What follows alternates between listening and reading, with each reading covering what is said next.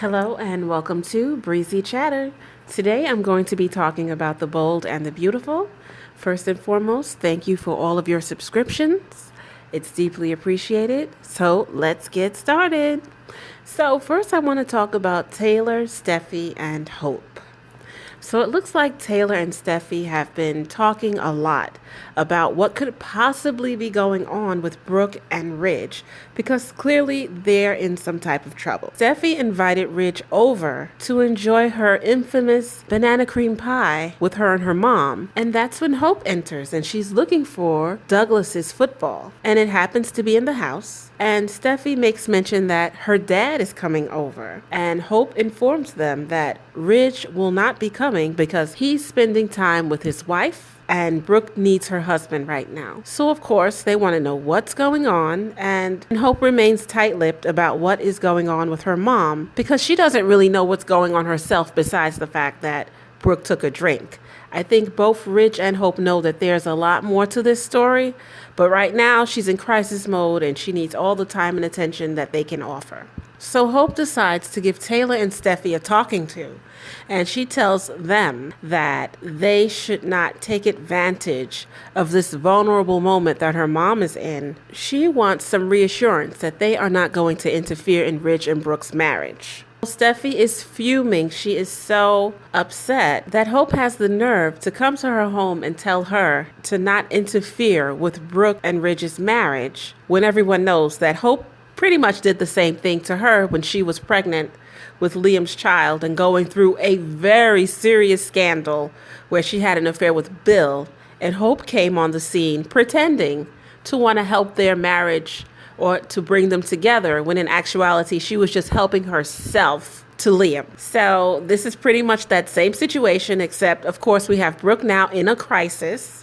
She's keeping a deep secret that she does not want Ridge to know because she knows if he finds out, he's going to leave her. And here now Taylor's on the scene, and this is a perfect opportunity for Taylor to do something that Hope would do, for Taylor to do something that Brooke would do, and sort of pull him away from Brooke, who is clearly in crisis right now. So Hope leaves, and Steffi and Taylor continue to talk, and Steffi is encouraging her mom to go after Ridge, to be there for him, because he's going to need them, because clearly there's something big going on at Brooke's place, and they're talking about Deacon, and how Dad has to deal with Deacon coming in and out of their home, like he lives there, and Steffi's putting all this pressure on her mom to fight for a man who does not want her.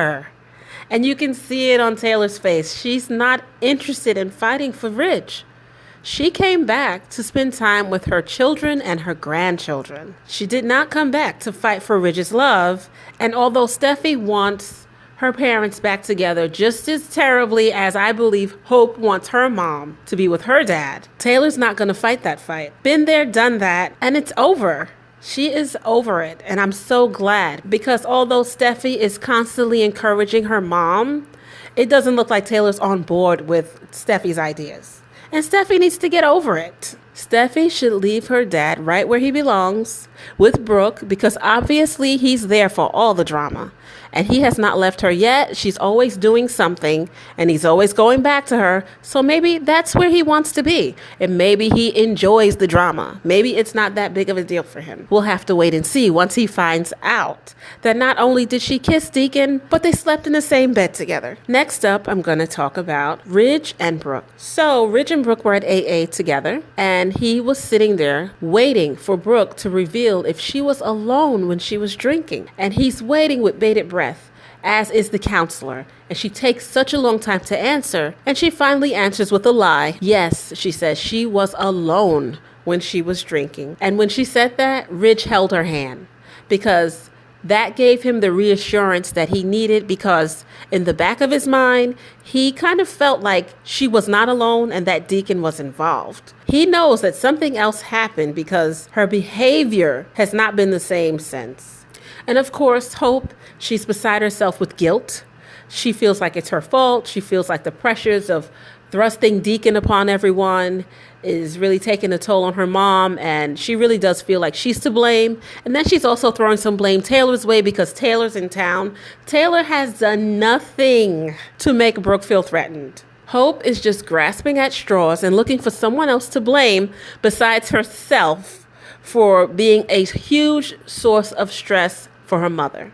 And of course, Hope wants to know, where's her father? She has not seen him since New Year's Eve. She wants to know if her mom told him to stay away. She doesn't understand why he's not around. And of course, Hope never misses a moment to mention Deacon in Ridge's presence. It's almost like she does it on purpose to get a rise out of Ridge. And when she does mention how her father also had a drinking problem and how she's wondering what happened to him because he hasn't been around lately, Ridge gets angry and he says, well, he's doing what he always does. He left you all those years ago and he's not doing anything different than he did all those years ago. And Hope, she's like, well, I was just wondering what happened to him. I mean, come on, Hope.